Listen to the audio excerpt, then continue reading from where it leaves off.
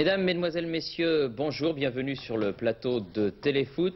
Bordeaux champion pour la deuxième année consécutive, Everton qui remporte la Coupe européenne des vainqueurs de coupe après le championnat d'Angleterre. Et puis bien sûr Saint-Étienne qui reste en deuxième division et la Coupe de France. Voici les gros titres de ce Téléfoot avec une belle séquence magazine. Mais l'on commence tout de suite par les quarts de finale de la Coupe de France retour. Jean-Michel Larquet a suivi Nantes, Paris Saint-Germain. Sochaux-Toulouse s'est déroulé sous les yeux de Philippe Huy et Didier Roustan était au Parc des Princes pour Racing Monaco. On retrouve tout de suite Jean-Michel Larquet qui se trouvait donc hier soir au stade de la Beaujoire pour ce match phare Nantes-Paris Saint-Germain.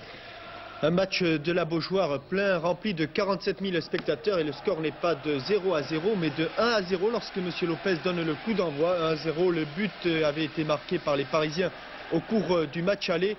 Et les Nantais vont essayer de faire la différence d'entrée.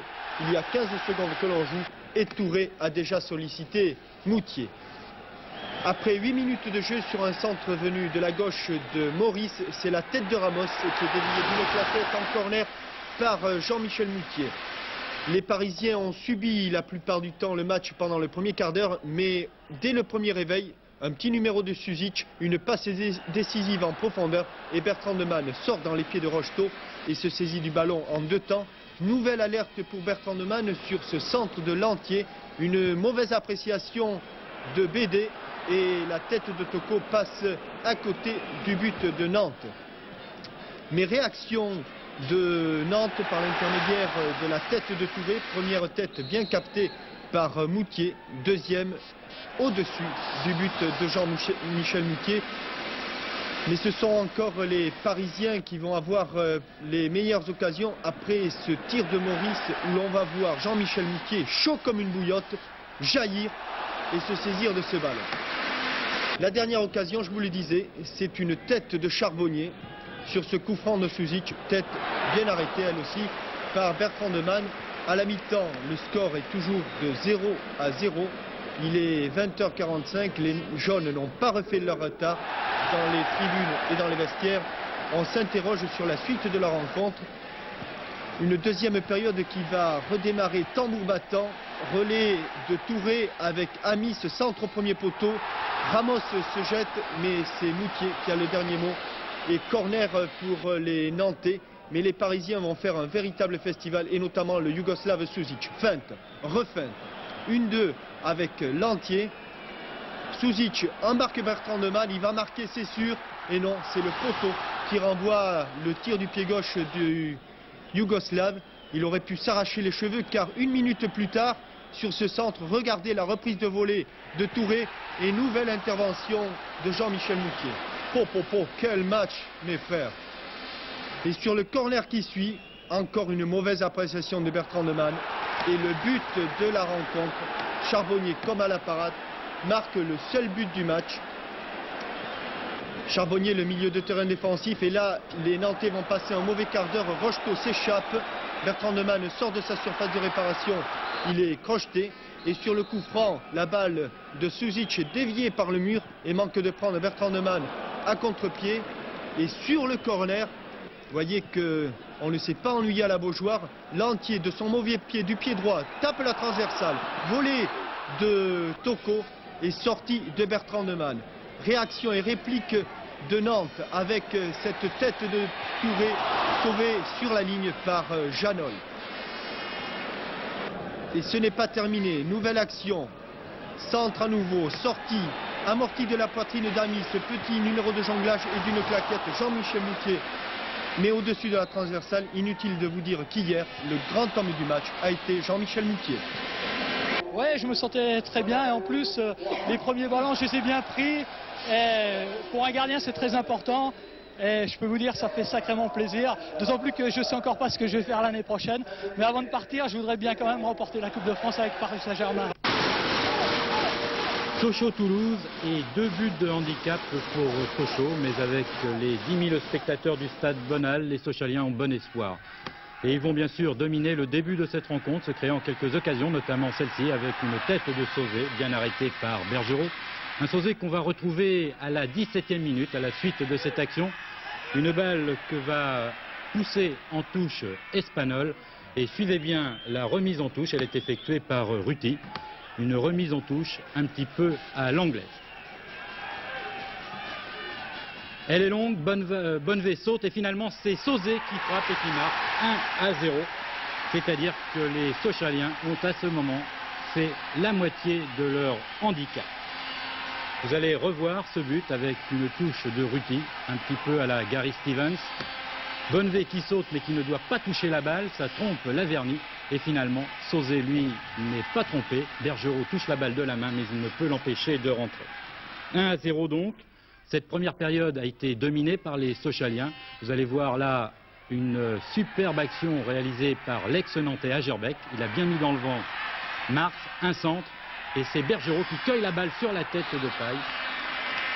Vous allez revoir dans quelques secondes une autre action à peu près semblable. Elle va venir cette fois-ci du côté gauche. Le centre va être de Krause et une nouvelle fois Bergerot qui cueille la balle sur la tête de Paille. 1-0 donc à la mi-temps.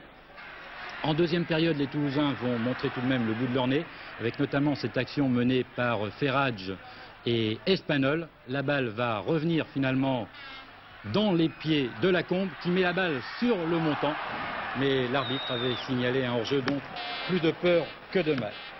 Et 64e minute maintenant, un coup franc tiré par Dreossi. La balle est envoyée une première fois en l'air par Laverny. Domergue une deuxième fois, un tir terrible de Paille. Et finalement, c'est Krause qui a bien suivi et qui marque 2-0, c'est-à-dire qu'à ce moment-là, les deux équipes sont à l'égalité parfaite. Vous revoyez ce coup franc de Dreossi, Laverny qui fait une chandelle de la tête, il était un petit peu bousculé sur cette action. Et puis Domergue qui écarte sur le côté, mais c'est Paille qui a bien suivi, qui place un tir terrible. Bergerot ne peut que repousser le ballon et Krause, lui, a bien senti le coup et il marque donc ce deuxième but.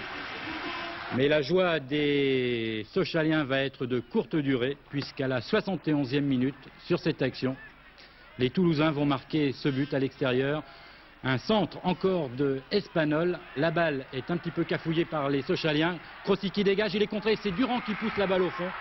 2-1. Autant dire qu'à ce moment-là, il reste 19 minutes à jouer. Les Toulousains sont pratiquement qualifiés, vous allez voir. C'est vraiment ce que l'on peut appeler un but bête. La balle est sur la tête d'Agerbeck. Rust la repousse un peu. Crossi prend son temps pour dégager. Et c'est Ferrage qui défesse, remet la balle dans la course. Et Durand, du bout du pied, la met entre Agerbeck et Rust. 2-1 donc. Mais les Sochaliens ne sont pas décidés à tomber. 2 minutes plus tard, une tête remarquable de Ruti sur un corner tiré par Henry. Et la course-poursuite reprend. 3-1. Il ne manque plus qu'un but donc et 17 minutes. Tout le monde y croit, même les supporters les plus acharnés de Sochaux. Et là, sur cette tête de Collin, on a bien cru qu'ils allaient mettre ce 4e but, synonyme de qualification. Et finalement, eh bien pas du tout. À la 85e minute, sur ce dégagement de Bergerot, la balle va être légèrement cafouillée par les Sochaliens. Une bonne relance de Tarantini pour Stopira. Stopira qui se présente seul devant Rust et qui marque 3-2. Un but d'ailleurs que les Sochaliens n'ont pas bien digéré. Ils pensaient Stopira hors jeu. Et bien vous allez voir sur le ralenti, il paraît tout à fait valable. On ne voit pas Stopira au moment du coup de pied de Tarantini. Mais une demi-seconde plus tard, vous voyez, il est à peine devant les deux Sochaliens. Donc a priori, il n'est pas hors jeu. Et le but que M. Lartigot a attribué à Stopira paraît tout à fait valable. Et puis pour éviter que les Sochaliens quittent cette Coupe de France avec des regrets, eh bien les Toulousains vont marquer un 3e but avec encore un très bon travail d'Espagnol qui évite Rust. Et c'est Ferrage qui marque ce but, 3-3.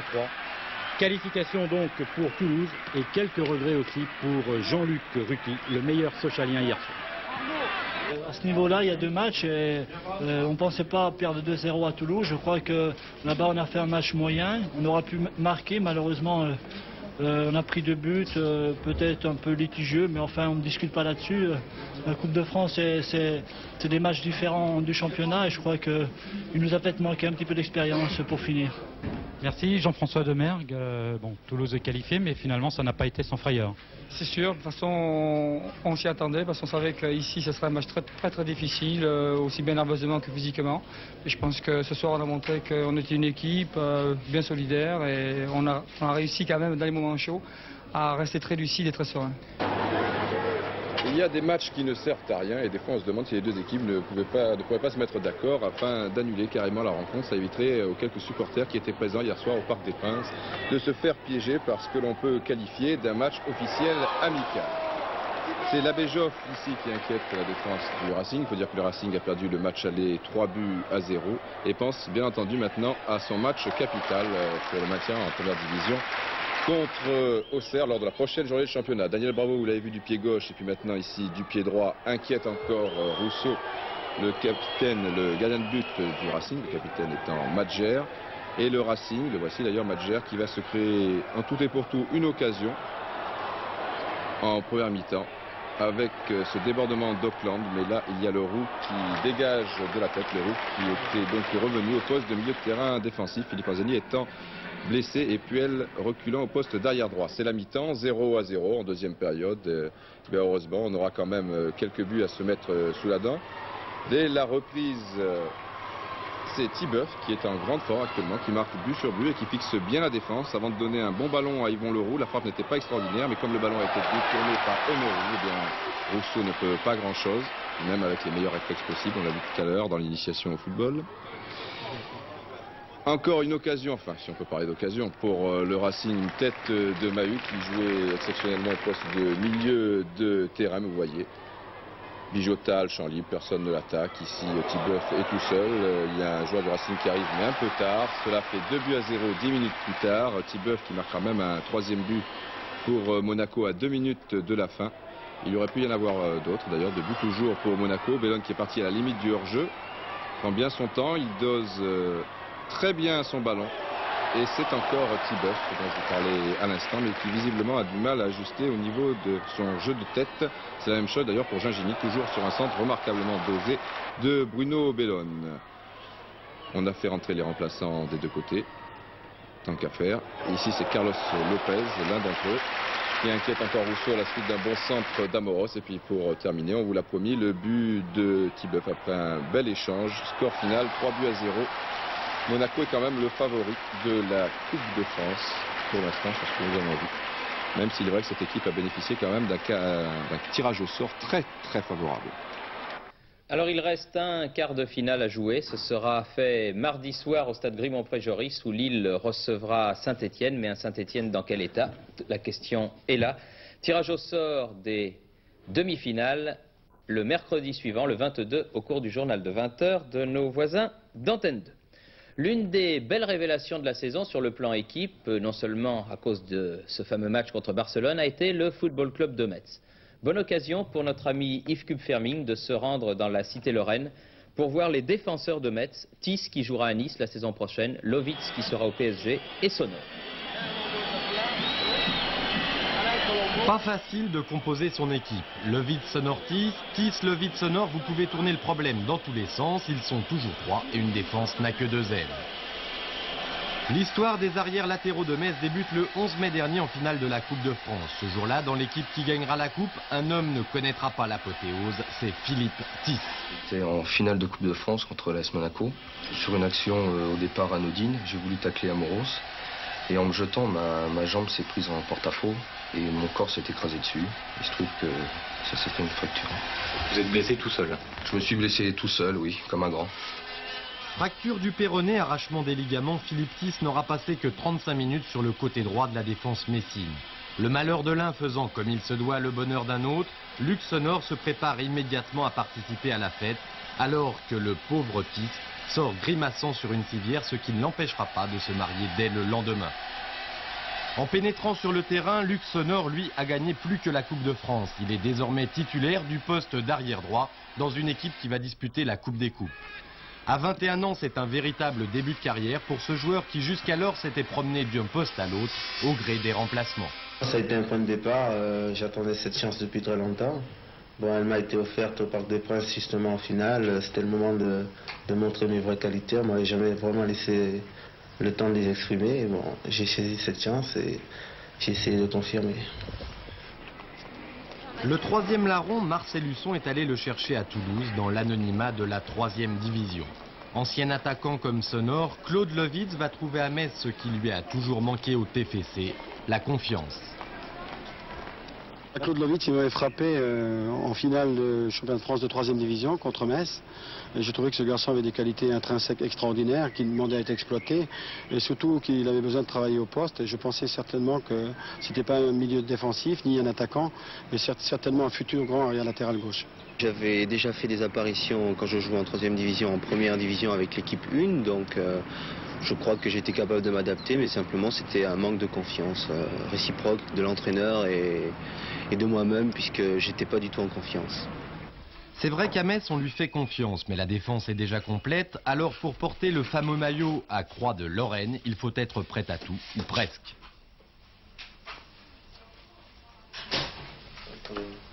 Deux hommes dans le même maillot, il n'y a pas à dire, on se sent un peu à l'étroit. Alors pourquoi ne pas les faire jouer ensemble? La solution de faire glisser Sonor au poste de stopper est abandonnée après l'échec du match aller contre Barcelone. Le deuxième essai est le bon, c'est Baraja qui devient stopper, Sonor repassant à droite, Lovitz à gauche. Marcel Husson a enfin trouvé la formule idéale, celle qui permettra aux deux hommes d'utiliser au mieux leurs immenses qualités. Lovitz et Sonor ont des qualités très semblables. Le jaillissement, la vitesse de course, la technique en mouvement, des arrières très offensifs qui ils sont capables de se transformer directement en ailier, parce que tous les deux ont joué d'abord au poste d'attaquant. Et je pense qu'ils ont beaucoup d'affinités entre eux et également beaucoup de qualités semblables. Peut-être une plus grande vitesse d'intervention de Sonor sur quelques mètres et certainement une plus grande puissance athlétique de Lovitz sur 50 ou 60 mètres. À chaque match, le duo Sonor-Lovitz se distingue à tel point que certains n'hésitent pas à envisager leur présence en équipe de France. Pendant ce temps, dans le vestiaire messin, il y a un homme seul qui doute. Le plâtre n'est plus qu'un mauvais souvenir, mais sa blessure lui a laissé dans la jambe une plaque métallique et 6 longues vis.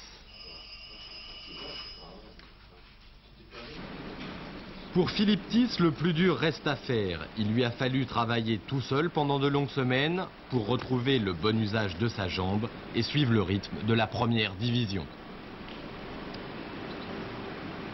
Maintenant que je suis revenu dans le groupe, je pose ma candidature et j'y crois. C'est vrai qu'actuellement il y a concurrence puisque nous sommes à l'heure actuelle 3 pour 2 places. Mais la concurrence est une bonne chose, je pense, pour le bien de l'équipe.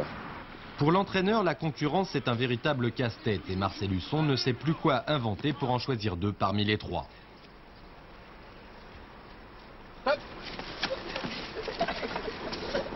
Pas facile de trancher, même dans ces conditions. Alors pourquoi ne pas les faire jouer tous les 3 ensemble? Luc Sonor s'étant révélé être un excellent milieu défensif. En tout cas, la saison prochaine, le problème ne se posera plus. Il fallait que l'un des 3 se dévoue pour partir. Alors, si vous croisez Claude Lovitz sur le bord d'une route, soyez gentil, rapprochez-le du Parc des Princes. Il paraît que Claude Borelli l'attend.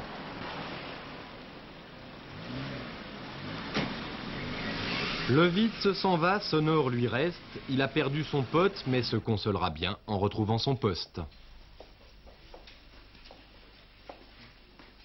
Oui, Claude Borelli, ça devait être Francis. Mais enfin, de toute façon, c'est le même.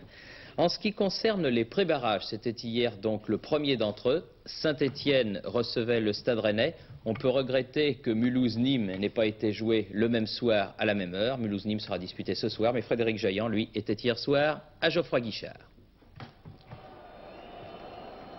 Rennes joue en rouge, les Verts sont en vert. On joue à Geoffroy-Guichard depuis environ un quart d'heure. Surprise, pas de pressing stéphanois. Et au contraire, ce sont les Rennais qui se montrent les plus entreprenants. Exemple sur cette action, 8 joueurs rennais vont toucher le ballon. Pas un seul des Stéphanois qui semblent tous un petit peu figés ne peut intercepter. Résultat, eh bien, ce ballon il parvient sur la droite vers Muller, qui peut tranquillement centrer, tout aussi tranquillement. Bouzdira a repris de la tête 1-0 pour Rennes. Des réactions stéphanoises tout de même, comme sur ce corner, avec Diarté puis Sanchez. Meillard dans les buts rennais a fourni hier soir un très bon match. Et là encore, alors que les Stéphanois récupèrent le ballon, alors que l'on pense qu'ils vont pouvoir se montrer dangereux, eh bien en fait, ils vont manquer de peu de se faire piéger une nouvelle fois. Alors voilà comment ça s'est passé hier soir. Les Rennais récupèrent le ballon et puis ils montent beaucoup plus rapidement que les Stéphanois ne redescendent, créant parfois le surnombre. Et sur cette action-là, c'est par exemple Bouzdira qui a bien failli en 2 temps en profiter. Il récupère le ballon, seul devant Castaneda, mais son tir passe juste à côté. Un peu de malchance également pour les Stéphanois, comme sur ce coup franc avec le ballon de Diarté qui atterrit sur la transversale. Ce qui fait qu'au lieu de revenir à un partout comme ils en avaient la possibilité, eh bien les Stéphanois vont se voir mener 2-0 quelques minutes plus tard. Voici de quelle manière, encore une interception rennaise. Et les Rennais qui se portent à l'attaque, mais là c'est Philippe Morin qui tout seul va faire la différence. Il va plus vite que tout le monde, un joli but, 2-0. C'est le score à la mi-temps pour Rennes. Une énorme surprise et puis une évidence reconnue même par les joueurs de Saint-Étienne. Écoutez. On a été pris de vitesse par les attaquants rennais, mais je pense que ça vient d'une lassitude, d'une fatigue compréhensive. D'abord parce qu'on a joué à l'énergie toute la saison et peut-être qu'on paye nos efforts maintenant. Et oui, même scénario en deuxième période, à savoir des Verts quelque peu fatigués et des Rennais qui se créeront finalement les meilleures occasions. Malheureusement, une fausse note dans ce match. Elle arrive après 5 minutes de jeu en deuxième période. L'avant-centre de Rennes va en effet se voir expulsé. L'avant-centre de Rennes, c'est Mario Relmi. Pour quelle raison est-il expulsé? Vous n'avez sans doute rien vu. Mais le juge de touche, lui, a tout vu. Alors voici ce qu'il a vu. Il faut regarder en haut de l'écran. Tout en haut. Et oui, coup de poing de Relmi sur Gilles qui pourra se relever, mais bien vu donc de la part du trio d'arbitres dirigé par M. Quignou. Quant aux Rennais qui finiront la partie à 10, même leur entraîneur est d'accord pour souligner la qualité de l'arbitrage. Nous ne connaissions pas le nom de l'arbitre jusqu'au dernier moment. Je peux vous dire que lorsque j'ai su que M. Quignou était désigné, j'ai quand même poussé un ou de satisfaction sans faire injure bien sûr au reste du corps arbitral. Je sais que M. Quignou était à même de supporter la pression très lourde comme vous avez pu le constater ce soir. Et oui, pression comme sur cette action par exemple, un long dégagement de Castaneda vers Milla qui contrôle. Il est à la lutte avec un défenseur rennais, il tombe, il réclame ensuite évidemment un pénalty, mais un pénalty qui ne lui sera finalement pas accordé. En tout cas, les Rennais remarquablement organisés et malgré un certain forcing, les Stéphanois ne céderont pas. Forcing illustré par exemple par ce tir, regardez, de Castaneda. Le gardien stéphanois, enfin un tir ou une relance, en tout cas ça pouvait être dangereux. Castaneda qui prendra des risques en fin de match pour pousser ses partenaires, mais Saint-Étienne a bien été battu par 2-0. Maintenant, on a perdu malheureusement les deux matchs les plus importants, celui de Montpellier et maintenant le premier match de barrage. C'est le football, si l'on peut dire, et maintenant on va se tourner vers la coupe. Même si nous avons connu des périodes assez chaudes, il faut bien l'avouer, notre victoire peut être considérée comme logique à la mesure où nous avons su exploiter les possibilités de contre-attaque du mieux possible.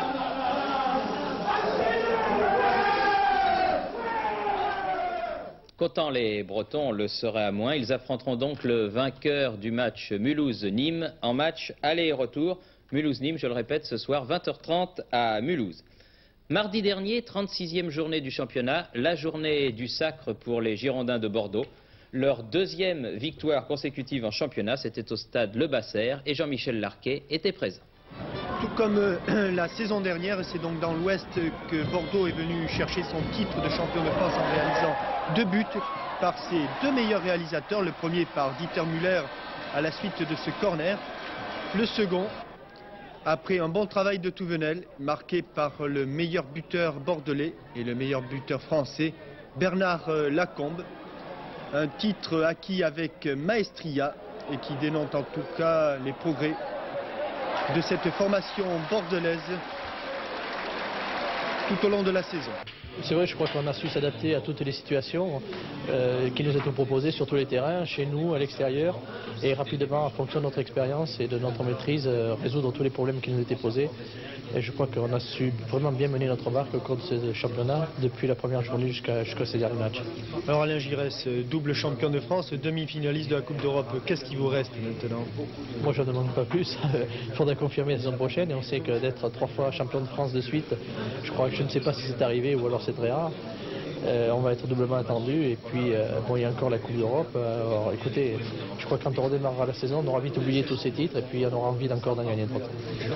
Patrick Battiston, on a beaucoup parlé de l'efficacité de Bordeaux, mais peut-être un petit peu moins de la défense. Or, je crois que cette saison, vous avez obtenu des résultats remarquables sur le plan défensif. Eh bien c'est vrai que cette saison on a trouvé une certaine assise défensive. Je crois que c'est dû aussi au travail du milieu de terrain avec des joueurs comme René Girard ou Jean ou voire Thierry Tussaud qui sont toujours là pour nous prêter main forte. Et puis la présence de Dominique qui nous a beaucoup apporté cette saison, c'est vrai. On parle surtout des talents de footballeurs, mais on a quand même le sentiment que dans cette équipe il y a un état d'esprit, une solidarité dont on ne parle pas souvent et qui pourtant existe. C'est vrai, je crois que sans ça on ne pourrait pas obtenir des résultats. Il y a une équipe composée de 11 joueurs de grande valeur et le plus difficile quelquefois ce serait de ne pas trouver cette cohésion, de ne pas avoir cette abnégation pour le partenaire. Et finalement, malgré ça, on s'aperçoit que tout le monde travaille pour la collectivité sans tirer la couverture à soi. Et ça, pour une équipe, c'est important. Bravo donc aux Girondins de Bordeaux, champions de France de première division pour leur deuxième année consécutive. Question. Savez-vous quel est le seul président de club de première division qui est à l'heure actuelle parlementaire? Réponse, André Bord, le président du Racing Club de Strasbourg. Georges Dominique est donc allé voir le député européen chez lui, dans sa ville, à Strasbourg.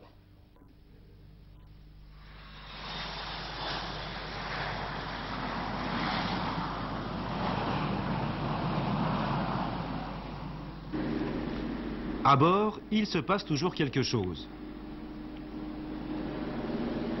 Henri Kaspersak, vous venez prendre contact avec Strasbourg? Ah non, non, pas du tout. Je suis venu ici à Strasbourg pour rencontrer les représentants d'une maison que vous connaissez bien, d'équipements sportifs. Nous venons pour le président de Strasbourg, vous le connaissez? Oui, je le connais très bien. Monsieur Bord, c'est le président du Racing Club de Strasbourg. En plus, je sais que Monsieur Bord, c'est un homme de la politique. Il est même le champion de la longévité ministérielle, 12 années consécutives sous De Gaulle, Pompidou et Giscard. Chez lui, il truste également tous les pouvoirs. Aujourd'hui, il n'est plus que député européen, conseiller municipal, mais surtout président du Racing Club de Strasbourg. Est-ce ce dernier titre qui fait toujours le plus plaisir? C'est sûrement le plus passionnant, parce qu'on s'occupe des jeunes, mais c'est sûrement le plus difficile. Quand on a eu comme vous une carrière riche sur le plan politique, qu'est-ce qui vous incite aujourd'hui à vous asseoir sur le banc de touche? Eh bien parce que je voulais vivre avec les jeunes, je voulais connaître les problèmes des clubs. Les hommes politiques ont souvent pour habitude de parler de sport, d'une vie de club. Eh bien un grand club omnisport est une grande affaire, il faut la vivre, c'est la raison pour laquelle je suis là. La cathédrale, sa flèche, chez lui, il est également un monument, même s'il n'aime pas l'inertie.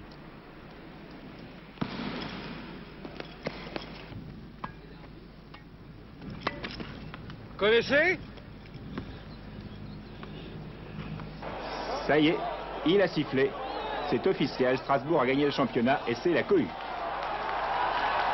Date historique pour le club, au printemps 79, c'est sous la baguette de Gilbert Gress, le premier titre de champion de France. Mais 18 mois plus tard, mini-émeute au stade de la Méno, le couple Bord-Gress se déchire, l'entraîneur est contraint de faire ses valises. Est-ce que l'ombre de Gilbert Gress plane toujours sur la Méno? J'avais l'ombre de tous ceux qui ont contribué à faire vivre le Racing plane sur la Méno en permanence. Les anciens vous parleront des Ossiror, des Oscar Heiserer, des Keller, et puis les plus jeunes de Stoss Aspal, de Gérard Hauser, Farias, et j'en passe. La roue tourne donc. Lundi matin, comité technique. Francis Piasecki, futur cadre du club. Freddy Zix, responsable du centre de formation. Jean-Noël Huck, le nouvel entraîneur. Alex Schwartz, une sommité du football. Le secrétaire général Colin et son président. Je voudrais simplement... 14 h, communauté urbaine de Strasbourg pour une réunion du conseil municipal.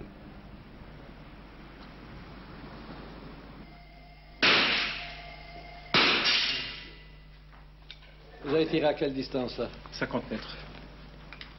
16 h, arbalète et visite à la section de tir. Le président des footballeurs coiffe aussi les 12 sections du club omnisport.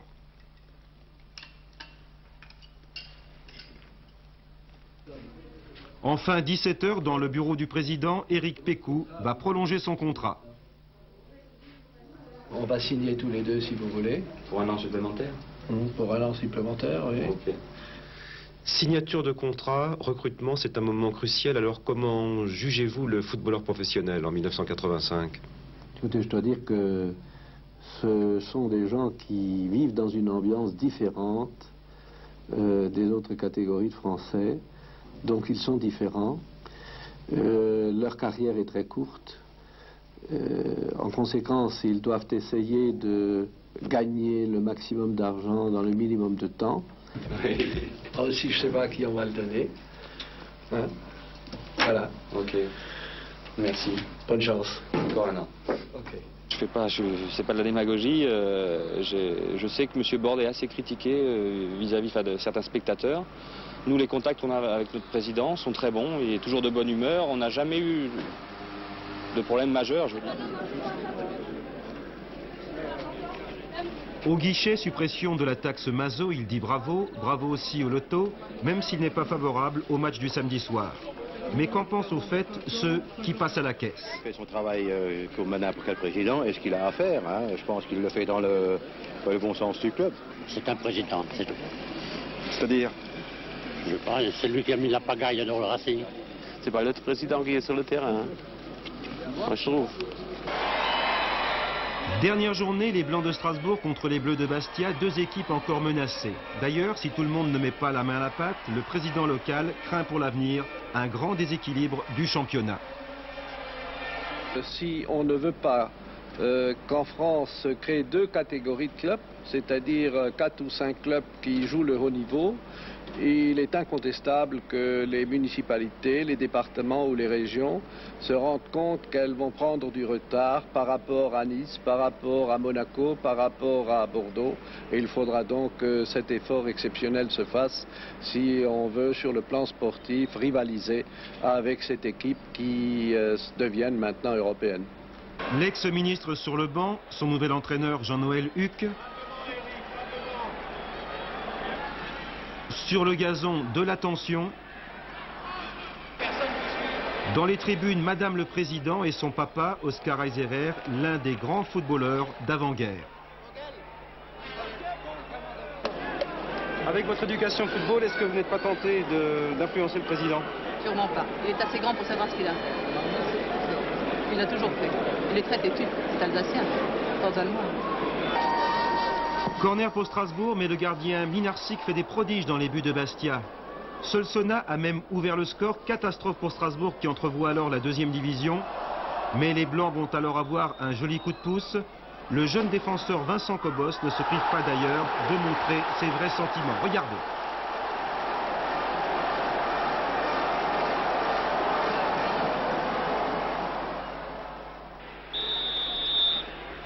Penalty.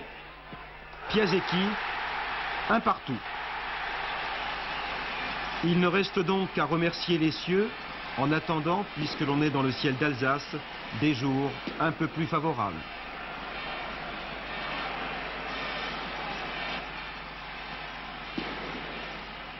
Mercredi dernier, au stade Feyenoord de Rotterdam, l'équipe d'Everton a remporté donc la deuxième partie de son fabuleux triplé après le titre de champion d'Angleterre. C'était la finale de la Coupe d'Europe des vainqueurs de coupe. Match à sens unique contre l'équipe du Rapide de Vienne, maillot rayé vert et blanc. Rien de marqué cependant à la mi-temps. Il a fallu une grosse erreur, une passe trop molle de Leiner à Consol, son gardien, pour que Sharp passe à Gray et que celui-ci marque le premier but de la rencontre à la 57e minute. 1-0 donc pour Everton qui avait dominé le match. Poussez-vous, monsieur Barrault, là voilà, vous me gênez.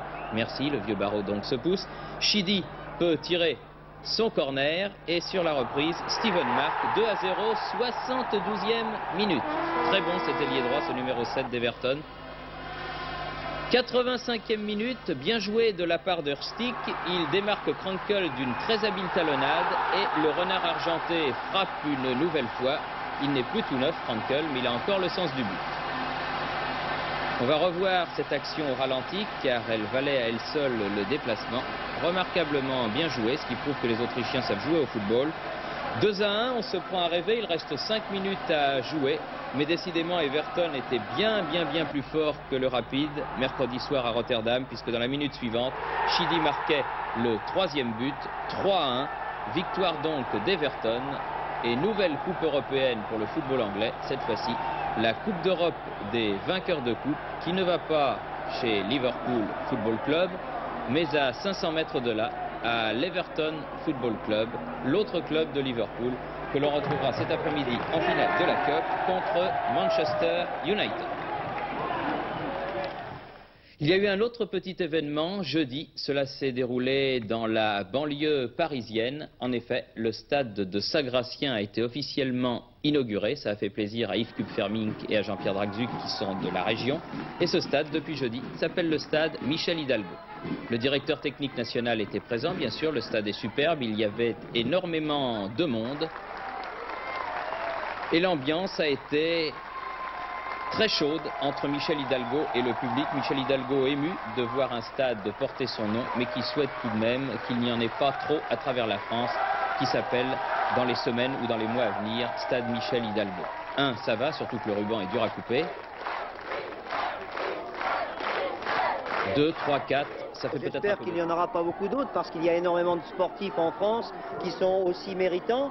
Mais je sais qu'il y en aura un autre dans peu de temps en Normandie et je crois que j'aurai la même fierté, la même émotion.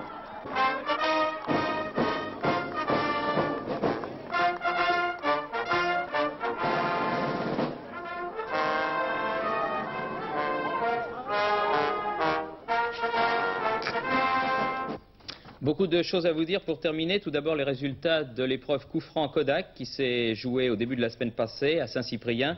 Chez les cadets, victoire de Christophe Poisse de Besançon devant Jocelyn Fontard de la Ligue Rhône-Alpes et Nicolas Rodor, Midi-Pyrénées-Toulouse. Et chez les minimes, victoire de Séverin Goudreau de Montbéliard.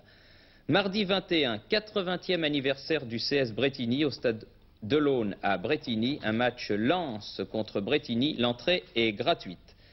Organisé par les Kiwani Calais-Côte d'Opale, tournoi de football pour handicapés cet après-midi à Calais, stade Julien Denis de Calais. Le Variété affrontera donc une équipe de Calais. 3e tournoi vétéran de football organisé par Brionne dans le 27 au stade municipal avec beaucoup d'équipes. Cela, c'est pour demain. Encore des vétérans demain, grand rassemblement de 200 joueurs avec la participation d'anciens professionnels de la région Lorraine. C'est organisé par le Football Club de Geoff, le club où Michel Platini a effectué ses débuts. Et puis quelques tournois, il y en a beaucoup. Chez les Poussins, le Football Club Olympique Saint-Jean de la Ruelle dans le Loiret, Montréal-Lacluse dans l'Ain et Cesson en Seine-et-Marne. Chez les Pupilles, Clisson près de Nantes, il y aura 3000 gosses là-bas, Escaudin dans l'Eure et Le Verdon-sur-Mer en Aquitaine.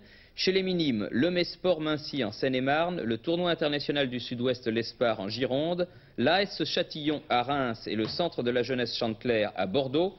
Chez les cadets, Vendeuvre, l'Étoile sportive Castres, l'Union sportive Plougou-Vélinoise, c'est à côté de Brest, et l'Union olympique demi-lunoise, là c'est près de Lyon. Les juniors, Jarny, Châteauroux, Romainville et Rognac dans les Bouches-du-Rhône. Encore les juniors, Strasbourg, le tournoi des 8 nations, Dourges dans l'Artois, l'Amical Club Cessinois près de Grenoble et Saint-Maur dans la région parisienne. Et enfin des tournois non précisés, Moussy-le-Neuf dans le Nord, Behaye dans l'Eure, je ne sais pas ce que c'est, si c'est des cadets, des juniors, des seniors, enfin bref, il y a un tournoi. Et enfin, un journal des amateurs vient de naître, il s'appelle 2 millions de footballeurs. C'est un journal qui mérite qu'on s'y intéresse. Voilà, 2 millions de footballeurs, bonne vie, longue chance, merci, bonne fin d'après-midi. Ce téléfoot est terminé, on se retrouve samedi prochain. Au revoir, bon week-end, merci.